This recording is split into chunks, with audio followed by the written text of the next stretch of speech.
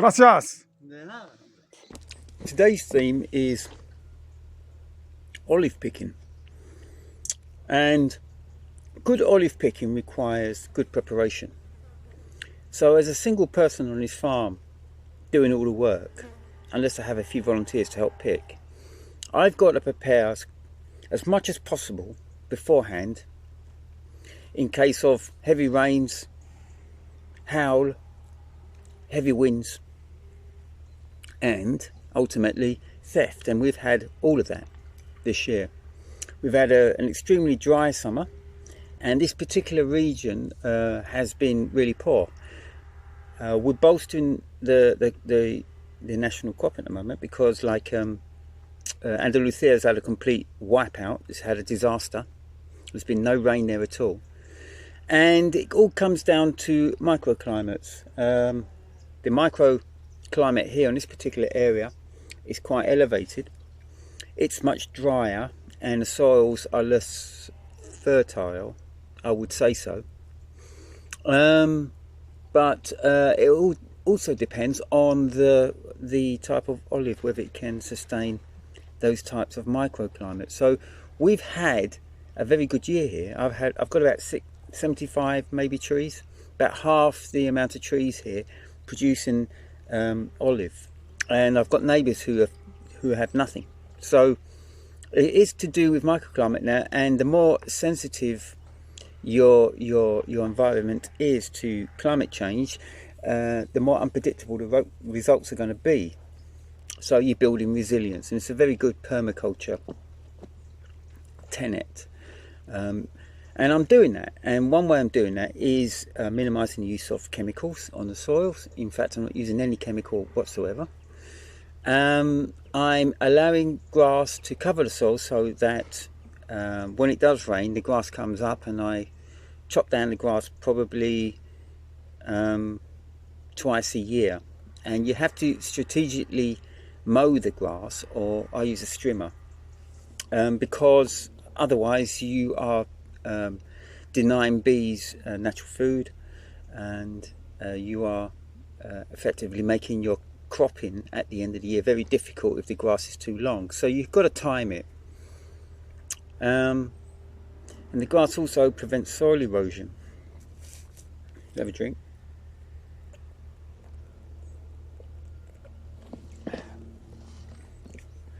So to my left shoulder is my caravan, and it generally, and this is a generalization, but the olive trees around structures tend to do quite well around artificial structures. And I've tried to figure that out, and the only explanation I've got for that is the water content in the soil is maintained much more beneath concrete. And of course, buildings also produce a lot of runoff, and so there's a lot more water dispersed immediately around the area of a building. Now, I'm doing pretty well here. I've created a soil ecology. I haven't used any chemicals in 15 years. Some of these trees are doing fantastically well, and I think that's only an explanation there as a result of some of the varieties that I have. And we have very good, robust varieties in Catalonia. We have the Morot, the Farga, to name but a few, Sevienka, and the world famous Arbequina, which makes a superb cold salad oil.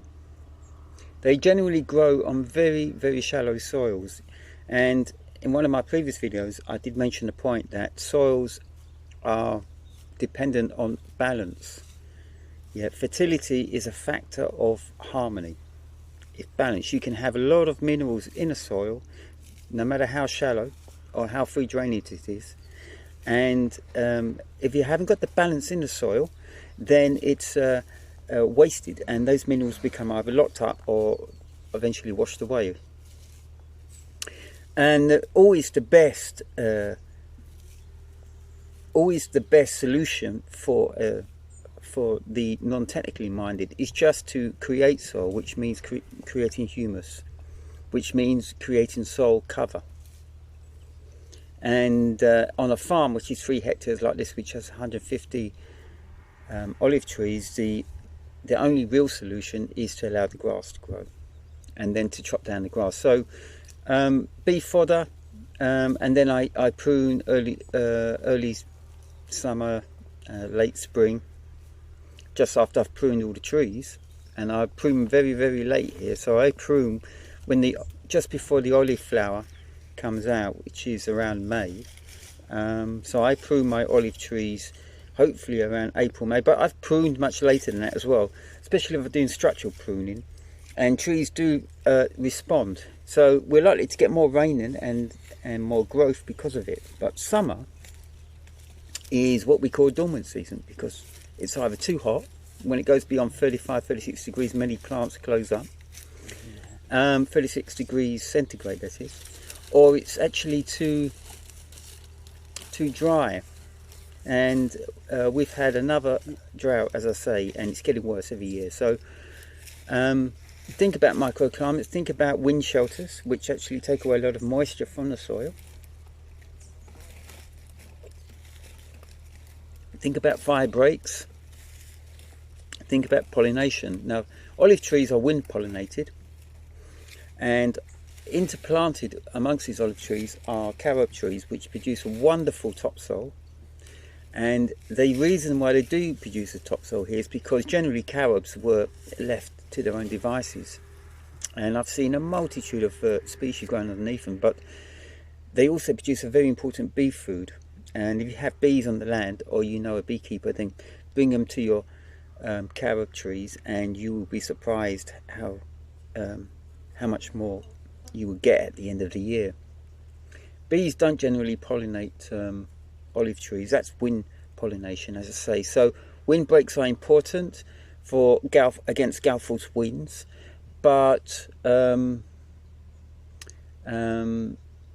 they can also, windbreaks can also suck out, especially when you're using cypress trees here for windbreaks generally, or you're just planting up more trees on the land. But all that sucks out the moisture, and if you haven't got a topsoil and you haven't got humus giving minerals back to the soil, then eventually you will get soil erosion. So you're just trying to minimize the impact really of the elements as we go deeper into climate change.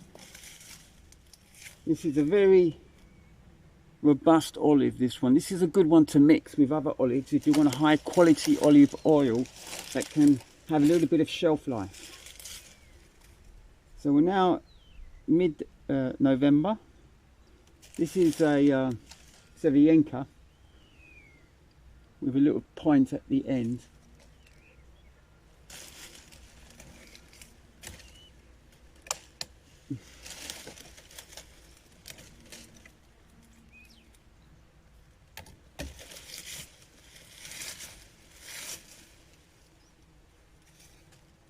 And a very good indication of a good quality oil is the fact that there's no olive fly. That means less putrefaction on the actual fruit itself, and that allows me to be able to pick it up off the ground as well. Now, an interesting theory I found out last couple of years back was if you have a good summer, you can sun dry your olives. You don't have to put them in salt. And after 4 weeks, these olives were not bitter, not bitter at all.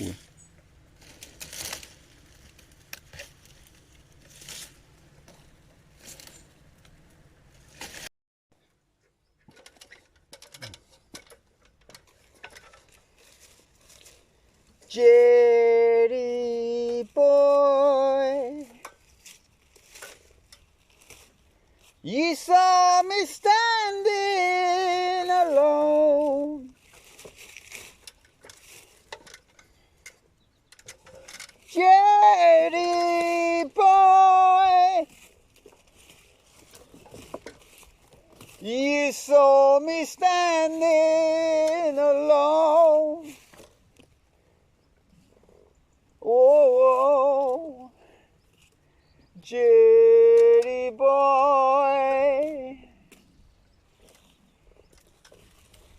you saw me standing alone.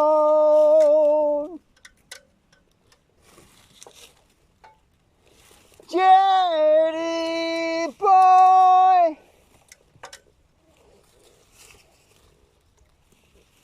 jetty boy.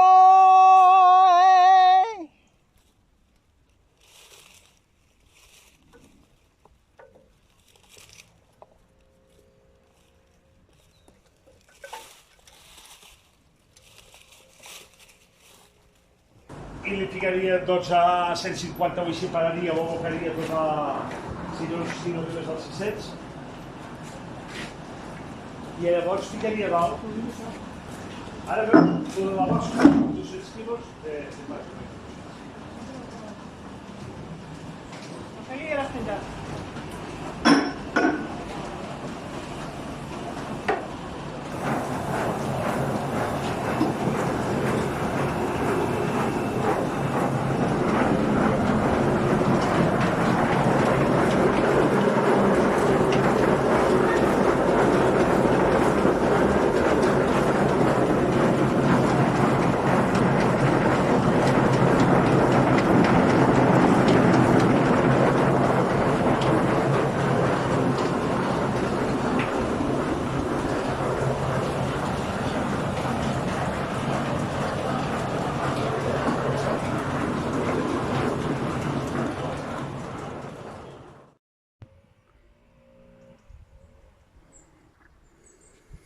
So let's have a good look, and you can see it's getting late in the year now, and even this stuff that's coming off the tree is looking a little bit dry and going over. So that's fermenting, and that's definitely going to cause a little bit more acidity in the oil. But I'm looking for the holes that indicate olive fly, and there isn't that much, to be honest. I mean, they're very obvious, and the thing to do is that if you open one of them up, you can actually have a look in there and look for the maggot, you know. And what's that focusing? And then this is the stuff that's already fallen and it's on the floor, it's dried. It will be a mature oil, to say the least. It'd be more golden rather than green, and because there's no olive fly, it can actually produce a much preferable oil for many people. More golden, as I say, more suave or more smooth. So I've got a choice to make here. If I'm going to get rid of all of this stuff on my final press, and I wouldn't do it on the first or the second presses, it depending how big the crop is on all the trees at the end of the year. And with this is selling at the moment at 70 cents a kilo. That's because the market is absolutely kaput at the moment, and Catalonia is providing most of the oil for Europe and the world. So with that in mind, I may actually hold back on all these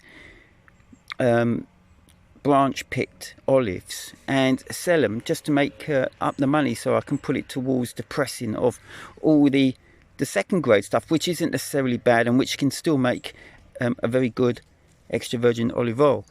It's when you're picking up all the trash on the floor, then you'll probably get at least a virgin, at the most a virgin oil. And that's because the acidity is so high that stuff has been hanging around for so long, you know, and to an extent that the olive has been damaged. So I'm going to juggle with that idea at the end of today before I go to the press.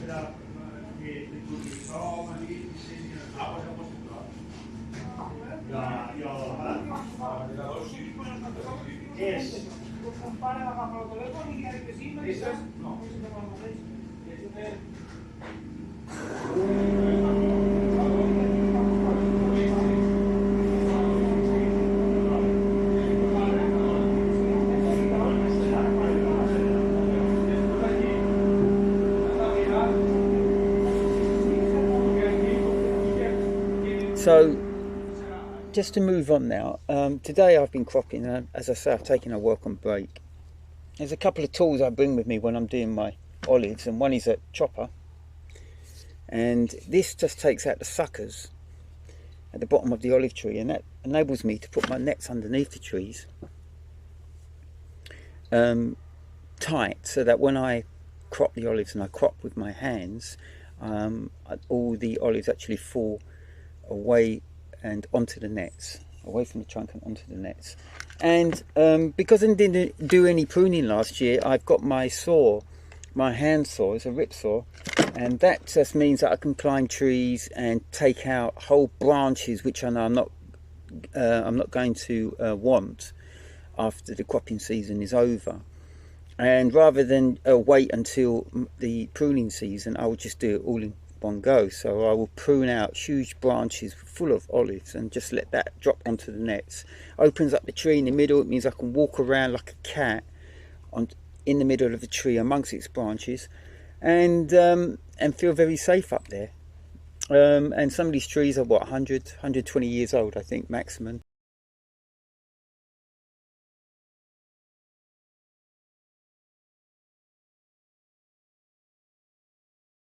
But you've got to think way ahead, you know. I mean, if trees are dropping all their olives around the landscape, then it's not really ideal if you have to go and pick them all up from the ground underneath, unless you have very clean land. And that's why people use herbicides and compactors. I also have to deal with dog shit, yeah, and a lot of stone. There's still a lot of stone, so the soil does erode and it exposes more stone, and slowly it disappears, this soil, bringing stone, as I say, to the surface. So preparation, I looked at some of the trees and really they were in very good shape. Those that I thought would be dropping olives first, I cleaned the areas underneath those trees so that if I need to use an olive picker, I won't be picking up loads of herbs at the same time. Now I'll show you what an olive picker looks like.